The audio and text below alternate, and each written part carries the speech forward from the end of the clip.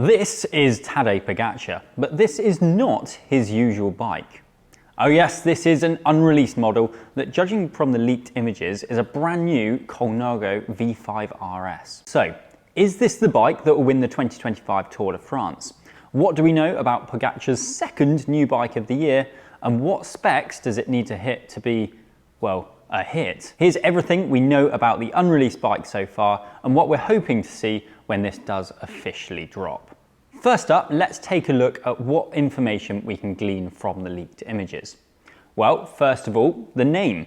From this video of a UAE mechanic hurriedly hiding the logo, we can see that this new bike will indeed be called the V5RS.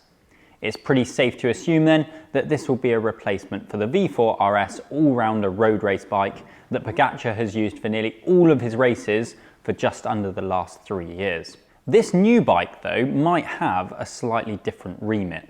You see, before, the V4RS had to be appropriate for everything from Alpe d'Huez to a bunch sprint to the cobbles of Paris-Roubaix. Now though, the V5RS probably has a slightly different task, as Pogacar and his teammates have just taken delivery of the new Y1Rs, an out-and-out aero bike. Even so, it looks like there's plenty of details on the new bike that have been influenced by the wind. This new proprietary Aero seat post, for example. It looks much slimmer, much less boxy and deeper than that of the one on the V4RS. That translates into a much skinnier top tube as well. And then moving backwards, the seat stays appear to be slightly higher and have quite a round profile. Not very aero, you might be thinking, but the Specialized Tarmac S8 uses a similar design, and most people agree that that is probably the all-rounder bike to beat right now. It appears that because the seat stays are behind the rider's moving legs, brands can get away with kind of not making them so bladed, as the fork for example, because it has a lesser impact. Moving forwards, and you can also see that there's this all-new fork design. It definitely looks like there's more clearance hiding in there, although it's usually now the space in between the seat stays at the rear wheel which limits tyre clearance. The V4RS already has 32mm of tyre clearance, but could this new bike go even wider than that? Let us know what you think, as well as whether that would be necessary, in the comments below. The V4RS that Tadej currently rides clearly isn't slowing him down that much, but neither would I say that it's giving him an advantage over his rivals. When it launched, Colnago said that the V4RS would save you the equivalent of 17.5 watts over the V3RS at a speed of 50 kilometers per hour. Since then though, bikes have continued to advance and the V4RS has been taking, well, just some absolute strays. Tom Boonham, for example, said that it was an old school bike that has not quite mastered the aero thing yet. Comments he did later apologise for. Either way, the V5RS has to be at least as aero as the V4RS, and we would argue that to be a success, it needs to be on a par with the Specialized Tarmac S8 and the latest generation Trek Madone.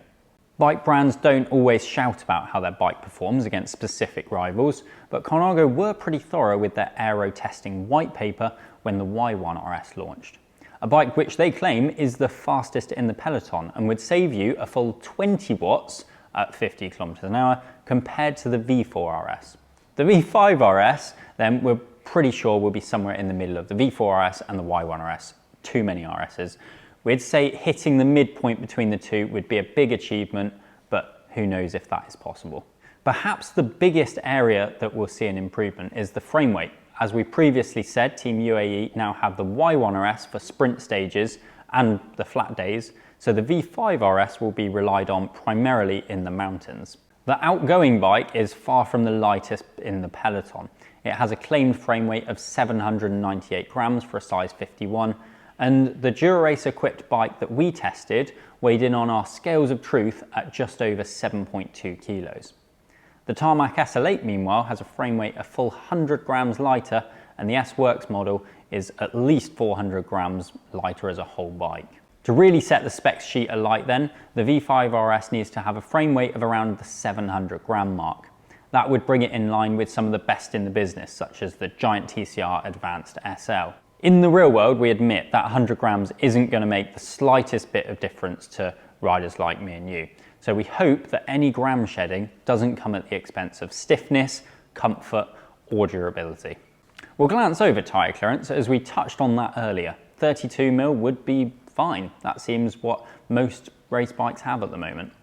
Pogacar uses 30mm tyres, which come up super wide on those NV rims with 25mm internals. So he's going to need at least that much. Maybe it will increase to 34mm to future-proof it. Either way, I reckon Pogacar will be on the Y1Rs Aero bike at Paris-Roubaix. Comfort. Now, this is a big one. I rode the V5RS and it was good, but it was a lot harsher at the rear end than the best bikes out there. I really hope that this is something that the new skinny seat stays help to alleviate.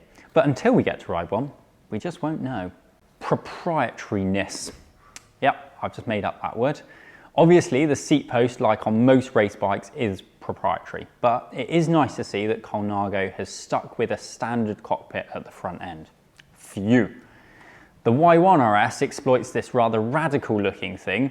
It's apparently very fast, but probably less nice to live with day to day. So we're glad that Colnago hasn't tried to jam this onto its less specialist bike. The biggest thing that we want from this new bike is to actually be able to buy one. I still haven't seen a single Y1Rs on the road in the hands of an amateur cyclist, and I'm pretty sure someone somewhere wants one. On the Colnago website, you can sign up to a waiting list, but even though it says in many regions the product will be available in late March, we're yet to see any materialise. Hopefully, with the V5RS, when it launches, there will be enough to go around. Obviously, it's not going to be cheap. The V5RS that we reviewed with Dura-Race, that retailed for £13,000, and we can't imagine that this latest one will be any cheaper. You're going to have some pretty deep pockets.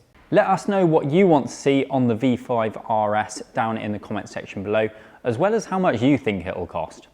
As always, if you enjoyed this content, then please give it a like, subscribe to the channel to stay up to date with all the latest bike tech, and we'll see you next time.